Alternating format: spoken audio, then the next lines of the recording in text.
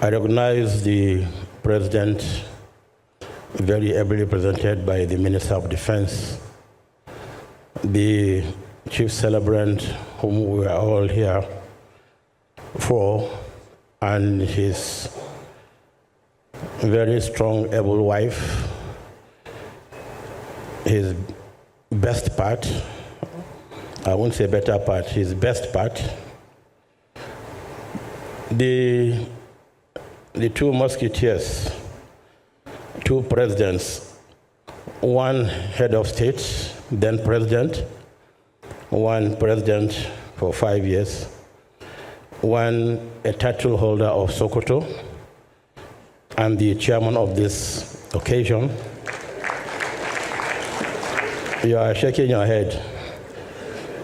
I recognize the book reviewer and all serving retired top military, paramilitary officers here, ably led by the Chief of Defense Staff, our Sokoto boy, General Chris Musa.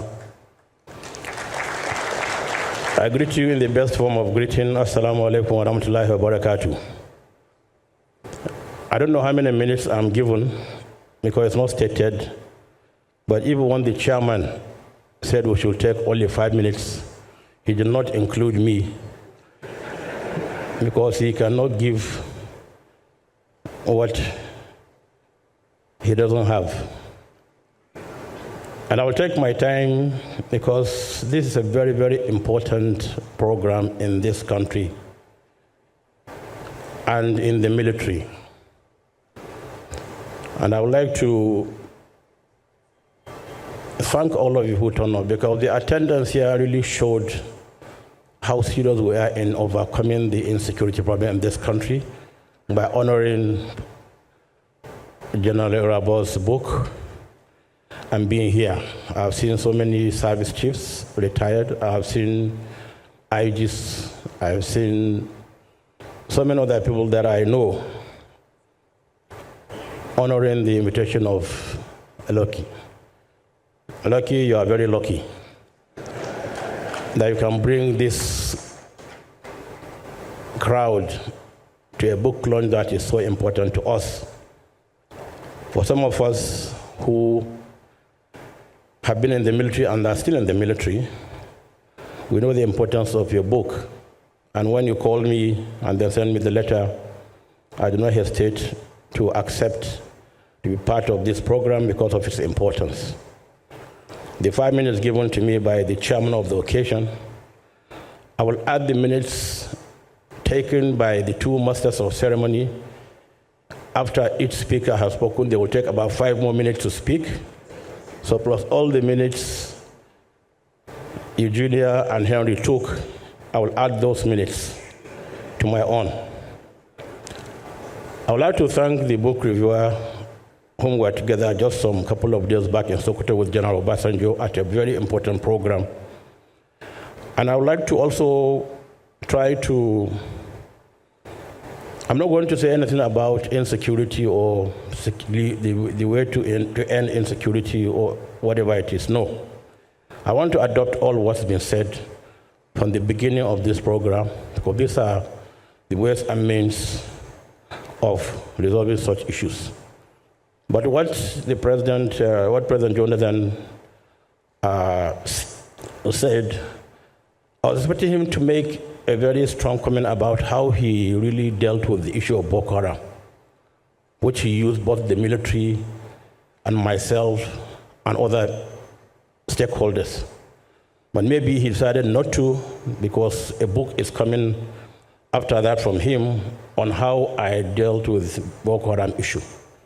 And let me also correct you, like I am happy to hear that the Boko Haram is not really Boko Haram, that's not their name. I'm glad to hear that from somebody who is not me. If I were the one who is saying those, somebody will say yes, because I know them.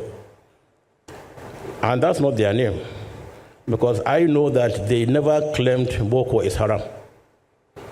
If you have listened to some of their audio, which I had privilege of listening to, they said they didn't say Boko is haram. because so many of them have also gone to school. And they said you cannot open somebody's brain and remove the education in his head. So he had already acquired that knowledge, that education. He's an engineer, he's a doctor, he's whatever it is. What they are saying is that those who have gone to school and are educated are leading bad governments. What they're after is the issue of bad governance, because they want to be free, they want to do whatever they feel they should do. And I want to correct, and I'm glad this is carried on TV, live. I want to correct this wrong notion that people, non-Muslims, hold about jihad. Jihad is not to kill a non-Muslim by a Muslim. Jihad means to strive. And in whatever you do in life, you strive to be the best you can be. You strive to be a good Muslim. You strive to be a good Christian. You strive to be a good farmer or a good engineer. So jihad is not to kill a non-Muslim. That's a wrong notion people have been airing out for decades. And I wrote a foreword on a book.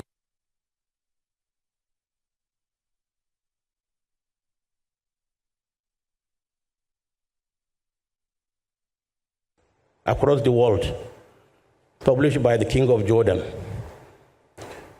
And I wrote that forward, and I believe that book will be brought back again. It was about 13, 14 years ago, and it talked about the uses and abuses of jihad.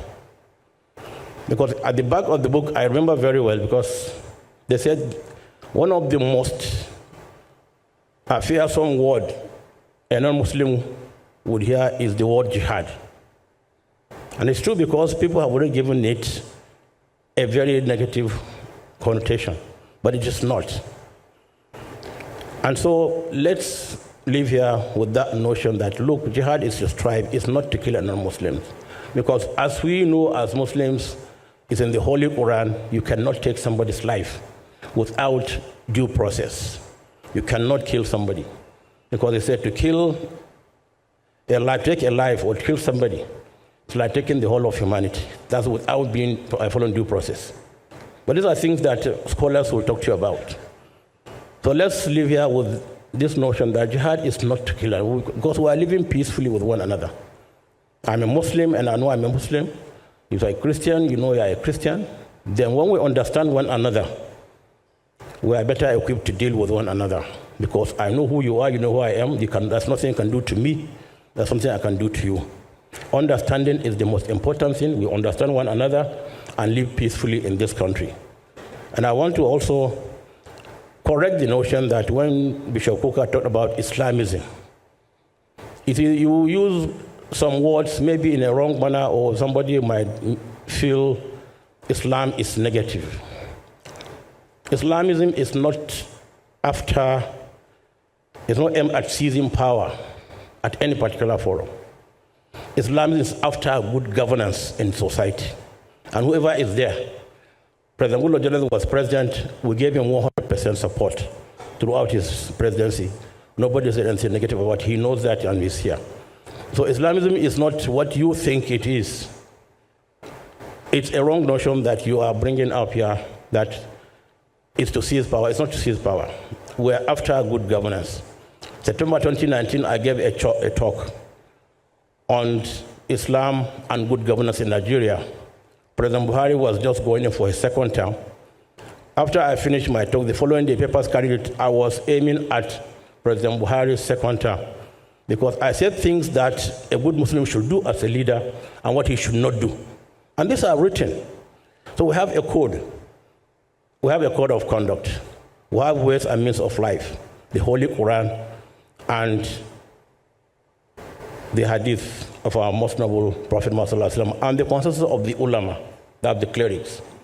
These are three things guiding us. Anybody coming outside this to say things that he really doesn't know about is not speaking, it's not for Islam. Because Islam abhors extremism. Islam abhors extremism. You cannot be an extremist and then claim to be a good Muslim.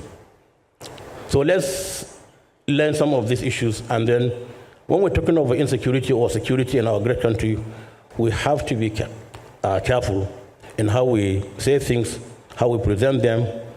And another particular paper I'm talking about, I gave Bishop Kuka a copy, Islam, what Islam means in good governance.